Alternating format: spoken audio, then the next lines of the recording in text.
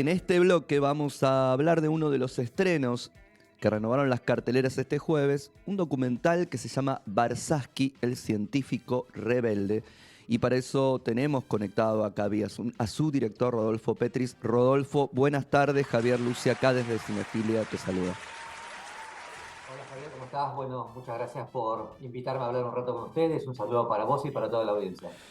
Rodolfo, a ver, ¿cómo llega a tu vida Warshawski? ¿Hay algo, le contamos un poco a la audiencia que quizás todavía no haya visto el documental, hay algo ahí como de una trama detectivesca, investigativa, con vos delante de cámaras también tratando de descubrir quién es Warshawski, después de descubrir la imagen de Warshawski, mientras se va colando de alguna manera toda la impronta de esta figura más que reconocida del ámbito académico argentino para el mundo, de alguna manera.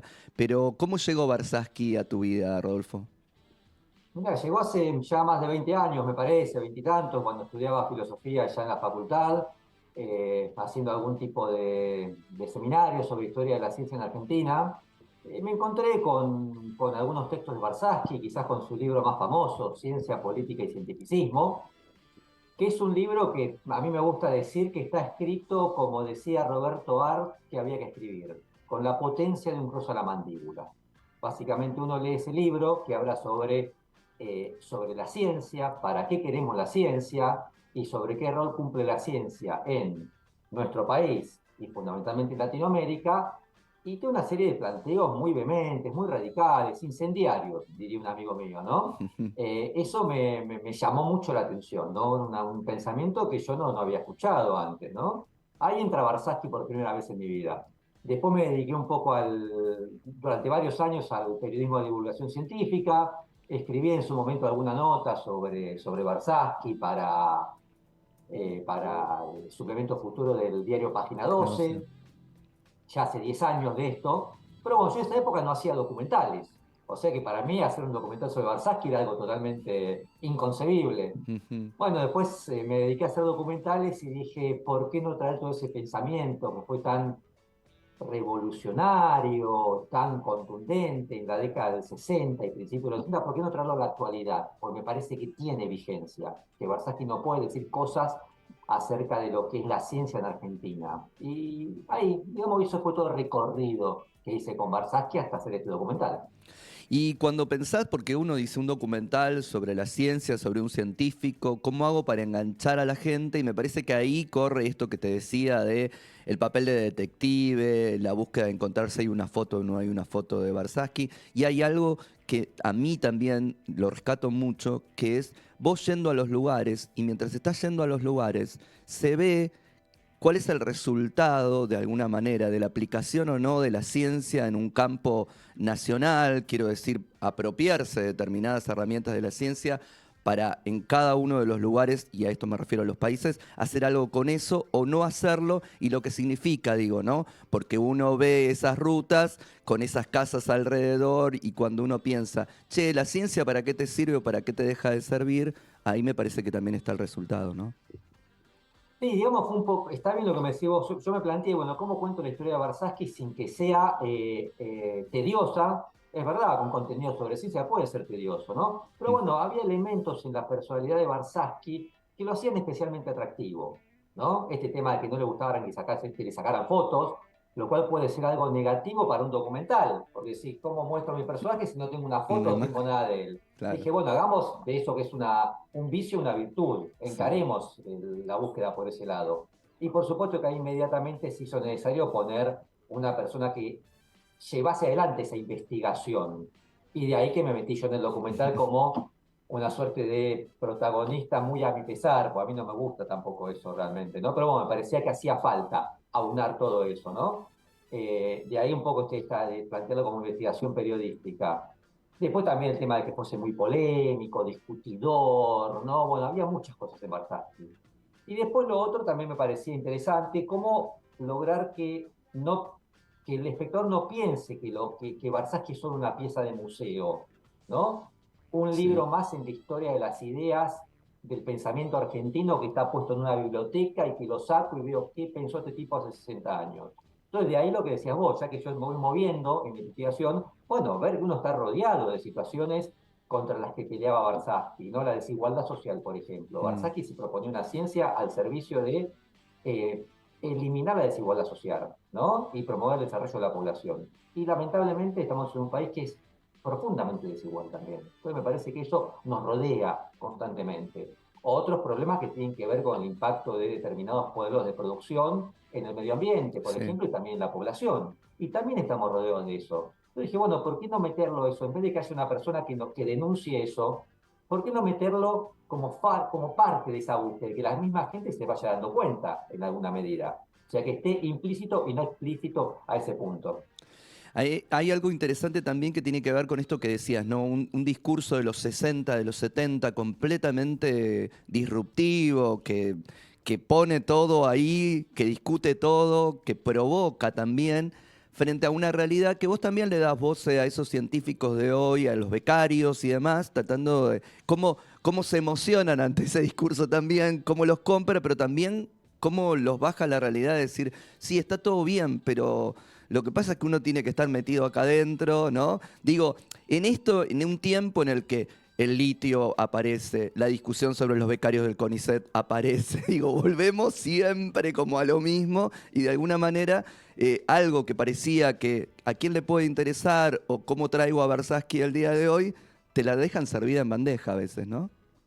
Y yo creo que sí, por esto que estás diciendo, porque nuevamente el debate sobre qué hacemos con la ciencia y para qué queremos la ciencia es parte un poco de la comunicación pública en alguna medida, y más en los últimos años, ¿no? Sí. Lo que tiene Barsaki que nos viene a traer quizás un punto de vista de crítica radical a algunos aspectos de la ciencia. O sea, Barsaki viene a decir, bueno, la ciencia está perfecta, ahora, ¿para qué queremos la ciencia y qué hacemos con esa ciencia? Mm, Básicamente es eso, ¿no? Y me parece que es parte de la discusión, ¿no? sí. Y es verdad lo que comentás vos de muchos becarios o investigadores incluso, ¿no? Que bueno, hay toda una realidad heterogénea acerca de cómo se recepciona ese pensamiento de Barsaski en la actualidad, ¿no? Pues muchos están muy comprometidos y se sienten muy comprometidos con el pensamiento de Barsaski, pero también está lo que decís vos, bueno, también hay un ámbito ahí que quizás los frena un poco, que les hace, bueno, decir, bueno, ¿qué hago con esto? O qué no hago con esto. Por supuesto que pues hay otros que no les interesa en lo más mínimo su forma de pensamiento. Hay de todo, ¿eh? Sí, Digámoslo ahí, ¿no? O sea, hay de todo. La realidad totalmente, es heterogénea. Y totalmente. también me encontré con gente que, creo yo, que quizás no lo conocía a Barsaski, pero hace ciencia en base a los preceptos de Barsaski, lo cual es muy interesante también. Lo Mm, desconocían, pero piensan la ciencia de igual manera. ah. Así que digamos que nuevamente, un panorama muy heterogéneo, ¿no? Acerca de la recepción de Barsaski en la actualidad. Y hay algo también de esto que tenía que ver con los 60 y con cómo irrumpían los discursos y cómo había la idea de un mundo distinto posible al alcance de la mano, que vos en algún punto también recuperás con unos especies de sucesos argentinos, digo, unas imágenes del mundo ideal, el consumismo, del capitalismo y demás. No, que, no iba por ese lado, pero digo, también está lo íntimo y la revuelta militante que conseguís esa visión de esos sobrinos contando un poco la cocina de la familia y las posiciones políticas de cada uno, ¿no? Sí, parte de la idea también que me había planteado cuando empecé con el documental es decir, bueno, el pensamiento de Barsaski fue situado en un tiempo y en una geografía particular. Entonces no podemos hablar de lo que pensaba Barsaski si no lo ubicamos en ese contexto. Y ahí fue muy valioso, bueno, un poco echar mano de determinados archivos que encontré que me llamaron mucho la atención, ¿no? El discurso de Frondizi en Estados Unidos, que no lo conocía, por ejemplo, ¿no? Y Ujú, ahí nos da un pie ya, básicamente, para lo que comentaban, ¿no? sí. Esos sucesos argentinos, informativos insanos, imágenes de la vida cotidiana norteamericana, cosas muy discutidas, ¿no? Y cosas que Barsaski decía que no había que imitar específicamente, ¿no? Entonces me parece que ahí era importante esa contextualización. Y también como en la familia del mismo Barsaski, bueno, había mucha discusión política también, ¿no? Siempre fue una familia de discusión, ¿no? Pensar políticamente todo lo que hacían, ¿no? Barsaski tuvo un primo hermano que fue Carlos Barsaski, que fue un gran científico argentino también, y que se tuvo que ir con la noche de los Otros Largos, por ejemplo, ¿no? Se recibió algún bastonazo también, Carlos Barsaski, ¿no? Con lo cual, bueno, es una familia que estaba profundamente comprometida con el momento histórico-político que estaba viviendo. Y hay algo también de ese tiempo que nosotros vamos y venimos con construcciones que tienen que ver con el contexto en el que estamos, digo, como país, Argentina y Latinoamérica, ¿no? Donde esos lazos estaban claramente un poco más, quizás también por las propias expulsiones, digo, ¿no? Las dictaduras que expulsaban a los científicos que iban a recalar en otros países y ahí hacían contactos que después podían servir para hacer una ligazón, por lo menos desde ese lugar, en una Latinoamérica pensada desde otro lugar. Indudablemente, y Barsaski uno de ellos, ¿no? En algún momento se dice que Barsaski siempre procuró relacionarse con científicos de la región, fundamentalmente, porque él pensaba Argentina insertada en una región, Latinoamérica, indudablemente, ¿no? A él le parecía muy importante esta suerte de relación con otros científicos de la zona. Él proponía eso, por eso se fue a trabajar a Perú, por eso trabajaba en Venezuela, por eso colaboraba con la CEPAL en Chile. Digamos que tuvo una presencia muy importante en el continente, porque enfatizaba esa necesidad, ¿no? Pensar lo regional como algo en lo que tenemos que insertar y que es fundamental, ¿no? En tanto un interés nacional soberano también, me parece. Tío Versace fue un precursor de eso, ¿no? Totalmente. ¿Se te complicó, se te abrieron las puertas los familiares, digo, a acercar a la divulgación de la mayoría de los que no tienen idea de Barsaski, pero desde ese lugar también de lo íntimo y de lo privado? Sí, sí, fueron muy amables. En general todos los familiares fueron muy amables conmigo. Me abrieron la puerta de su casa, y colaboraron todo lo posible para que, bueno, se conociese el pensamiento de Oscar, ¿no? En función también de esto que aparece un poco reflejado en el documental, y que me gustaría destacar es que todas las personas que lo conocieron a Barsaski guardan un recuerdo entrañable de él, reconociendo el tema de que, bueno, que le gustaba mucho discutir, que se calentaba fácil a veces, ¿no? Todo lo que vos quieras, ¿no? Pero tanto familiares como amigos, como colegas, como discípulos, todo el mundo me habló de lo mismo, ¿no? Le parecía importante esto, este documental, y me rescataron esos valores humanos, que de profunda humanidad que tenía Barsaski, Mm. ¿no? Bajo todo tu punto de vista, valores éticos, morales, honestidad intelectual, el sentido con quien me contacté para decirle, mirá, sé que familiares, por supuesto, ¿no? Colegas, discípulos. Sé que vas a hacer un documental, estoy haciendo un documental sobre Barsaski. Ah, fantástico, me parece. Les parecía raro también, ¿eh? O decía, le venía a decir un documental de Barsaski 45 años después que se murió, 40, sí, cuando empecé tenía 45 años que se había muerto. Les parecía raro, ¿no? Pero todo el mundo inmediatamente, sí, bueno, combinemos, venime a ver, te quiero contar cosas.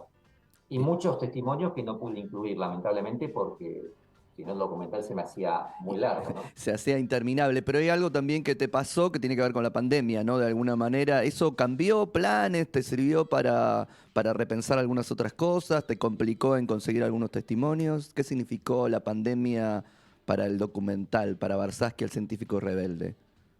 Significó un poco de todo eso que muy bien describiste. Pues por supuesto, uno en plena pandemia uno tuvo que decir, bueno, hubo algunos lugares a los que yo pensaba filmar, otras universidades a las que iba a ir a visitar y hablar con gente de la universidad. No fui, no pude ir, ¿no? Porque la pandemia me lo impidió. Y Sí. después, bueno, básicamente me di cuenta que ya, bueno, tenía que cerrar esa etapa, ¿no? Mm, Esa etapa de visitas a universidades sí, por el tema de la pandemia. Por otra parte, me permitió concentrarme en el montaje. El montaje no era sencillo, tenía más de 60 horas de entrevista, claro.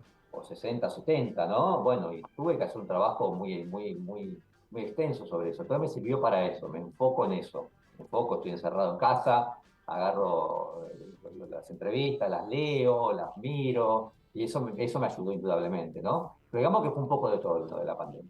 Por Bien, un lado tuvo lo negativo de eso, más lo positivo de todo. perfecto. Rodolfo, a ver, si tenés ahí a mano, porque siempre está bueno que ustedes, los que realizan cine, inviten a los otros, no que seamos nosotros los que los invitamos a que vean. ¿Dónde se puede ver Barsaski, el científico rebelde? El Barsaski, el científico rebelde, se puede ver en el Cine Gomón todos los días a las 20-30 horas hasta el miércoles que viene, miércoles 21 de junio. Después, por supuesto que va a depender si tiene espectadores seguir en cartel o no. Pero en principio lo que tenemos es hasta el miércoles 21 de junio en el Cine Gomont, ahí en Avenida Rivadavia 1635 del Cava.